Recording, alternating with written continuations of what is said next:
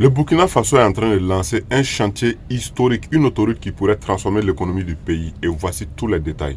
Le 16 décembre passé, le capitaine Ibrahim Traoré, président du Faso, a lancé officiellement les travaux de construction de l'autoroute Ouagadougou-Bobo-Dioulasso, une voie moderne de 2 fois 4, longue de 332 km, qui reliera les deux plus grandes villes du pays. Ce projet est porté par l'initiative présidentielle Faso Mebo, destinée à désenclaver le territoire et à développer les infrastructures nationales. Avant de continuer, lâche un petit like et partage cette vidéo, ça aide au référencement et ça fait toujours plaisir. Merci. Faso Mebo signifie construire la patrie. Lancée en 2024, cette initiative vise à moderniser les routes, embellir les villes et mobiliser les citoyens, les ressources humaines et matérielles locales dans des projets d'envergure. L'autoroute Ouagabobo, décrite par certains comme le saut infrastructurel du siècle au Burkina Faso, est l'un des symboles majeurs de ce projet. Contrairement à de nombreux projets de grande envergure, le chantier est financé sur fonds propres de l'État burkinabé. Le capitaine Ibrahim Traoré a insisté sur l'importance de construire sans endetter le pays sur des décennies. Dans son dernier discours, il a expliqué qu'il avait refusé un financement extérieur de plus de 1032 milliards de francs CFA qui aurait engagé le pays sur 50 à 60 ans pour privilégier un financement interne et autonome.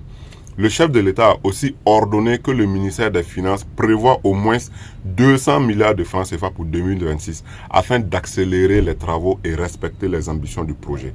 Aujourd'hui, les premiers mois de chantier montrent une progression rapide. En 40 jours seulement, les équipes ont dégagé 232 km de l'emprise de route sur les 332 km prévus, soit plus de 70% du tracé nettoyé.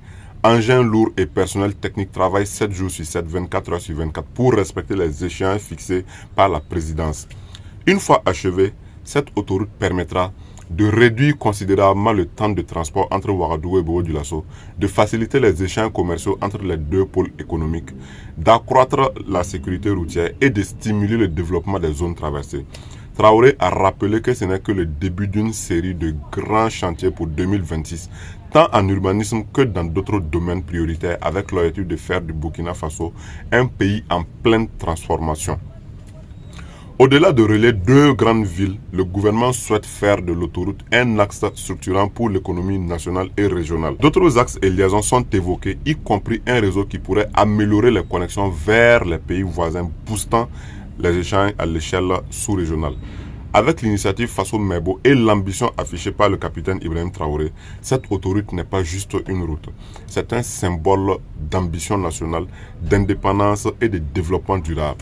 Dis-moi en commentaire, penses-tu que ce chantier va transformer l'économie du Burkina Faso pour les prochaines décennies?